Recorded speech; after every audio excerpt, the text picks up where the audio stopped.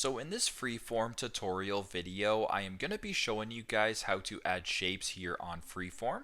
So the first thing you have to do is open up the freeform application. Once that is done, either select a new board, which I will do right now, or a previous board. I'll just go to the top right and press on a new board. Now this board is pretty blank. If you want to add shapes, it's super simple. I simply just go to the bottom bar right here to where there's 5 different icons. Right in the middle, there is a square and a circle behind it. Simply just go ahead and press on that. Now where it says shapes right here, you can add a circle if you want.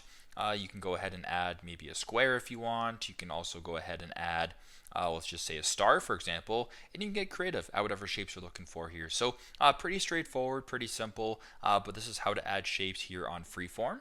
Thanks again for watching, and I hope this video helps.